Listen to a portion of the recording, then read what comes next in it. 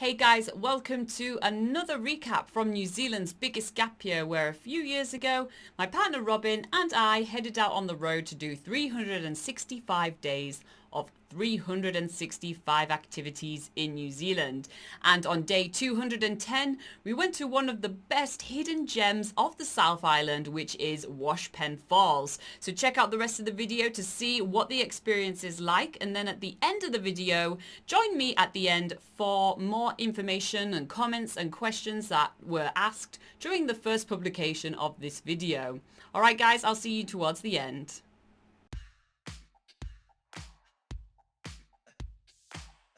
Today we're heading to Washpen Falls, which is a walkway that's been recommended to us by so many people at the hostel we're staying at, so we just have to go check this out. It's really easy to miss though. It's just off State Highway 77, hidden behind some pine trees and down a 2-kilometer gravel road. Once we arrive at the woolshed though, we are paying our track fee because this track is on private land, unlike the usual Department of Conservation walks, and the track fee goes towards maintenance of the track as well as the conservation work here. The track starts off going up the Melbourne Hills through some exotic pine forest.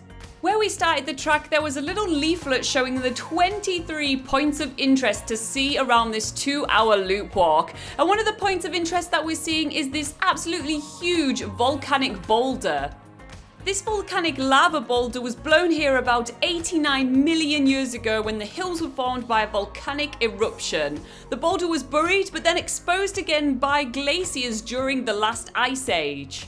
And there's evidence of this volcanic past all over these hills with rocky bluffs and volcanic outcrops. There's really so much to see. The track then exits the exotic pine forest and arrives in a massive canyon. This canyon has bluffs exposed on every side, and they are super rugged and super rich in history because they are part of an ancient volcano in the area.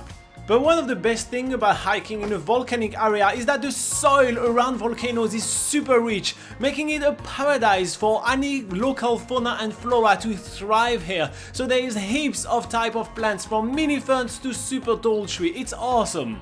And of course, in volcanic area we can find some lava caves that were formed from the quick cooling of the lava during the last eruption. And this presents an amazing shelter for both us and the local wildlife. Throughout this trip, Laura and I have become really good at spotting wildlife just because we take our time and we really listen to the bird calls all around. We have spotted a little tomtit which is nested just right on the cliff of the cave, so we are taking position to find the best angle to watch them behave because it has been breeding season and we may be able to spot some babies. The tomtit, or miro miro in Maori, is a little native bird here in New Zealand. It's actually really small, it only reaches up to 13 centimeters, and every season it can breed up to 3 babies, and we are in luck because this one has 3 of them in its very nest. The tomtit is described as a lovebird in the Maori culture, and that's because they not only mate for life but they're always seen together, and we're definitely getting an awesome insight into that life right now. This is such a unique moment in our trip, and we're just going to share with you a little bit longer of what life in the New Zealand forest is like. While we're sat here, there's different birds coming and going, there's all sorts of bird calls in the forest, and we're just watching these beautiful tomtits nesting.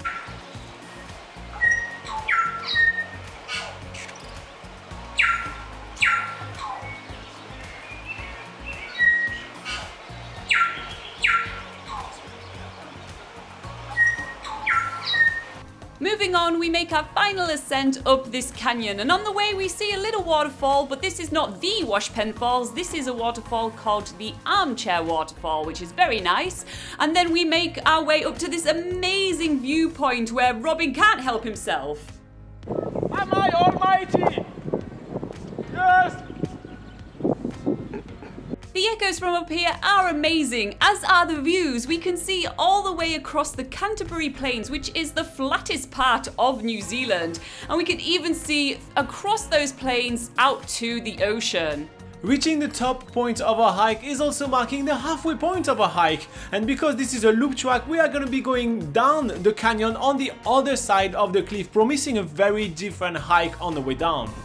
But before tackling the way down, Laura and I are gonna take the time to embrace the view and get a well-deserved rest as we finally made it all the way on top of this canyon. The views from up there are unparalleled and we love every second of it.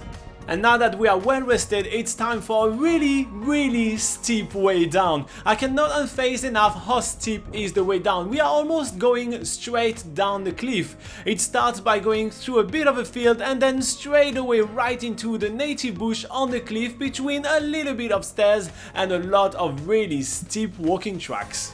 But what the track lacks in ease, it definitely makes up in beautiful views and again, awesome echoes.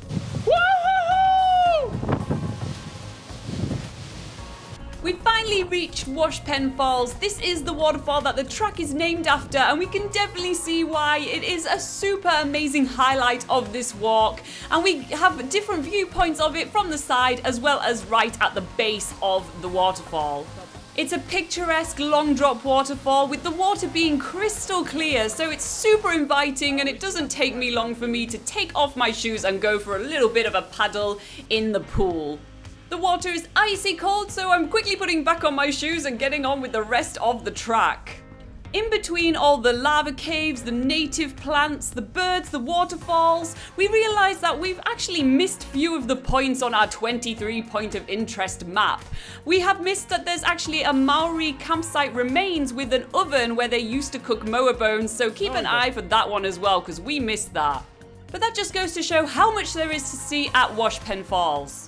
The next point of interest where Laura and I are going to be lingering is a lovely little pond. This is right out of a fairy tale. There is a little rowboat right here and basically we can just help ourselves.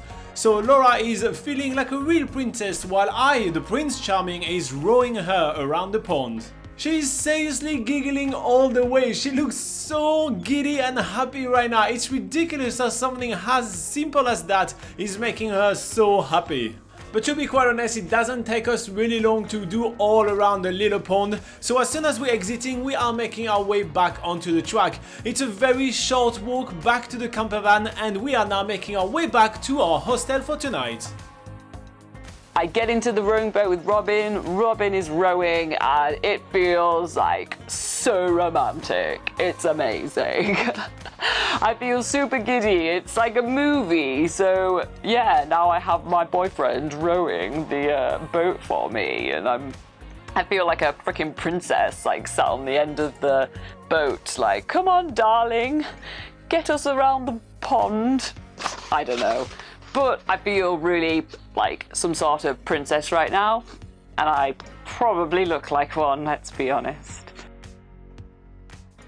Alright guys, what did you think of Washpen Falls? Make sure you put it in the comments below, and in the meantime I'm going to go through the comments of what we got from the first time we published this video, just to add a little bit extra about this experience. So Anna Witter says magnifique, which is, yeah, that's a brilliant way to describe Washpen Falls.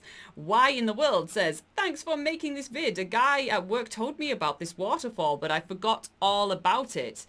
I didn't know where it was, etc. Now you made the video, so when I have time to go see it, I can rewatch the video and go for myself. Well, we are very happy to help you find this amazing hidden gem, and it's only a couple of hours drive from Christchurch. It's really close to Methven, so yeah, if you're in the area, if you're a local, or even if you're passing through, definitely make sure you stop by and check out this really awesome walk. Chasing Adeline says, awesome video, more birds I see. Yes, every single hike that we seem to go on in New Zealand is full of birds, and that's kind of like the main wildlife to see in New Zealand. It'll give you a whole new appreciation for our feathered friends once you've been to New Zealand. And then we have Ray saying, awesome, short but sweet. Alright guys, I hope you enjoyed that video, and if you do have any comments or questions of your own, make sure you put them in the comment section below, or join us for one of our live Q&A sessions that we do every single Sunday at 8 AM New Zealand time. If you want to get a notification for when those live sessions are, then make sure you're already subscribed and then you click on the notification bell so that you get the notification just before we go live. And if you can't really make the live sessions, then don't forget that nzpocketguide.com is the travel guide that we write, and it's available 24/7, absolutely free of charge. So go over to the website for more information. All right, guys, we'll see you in the next episode.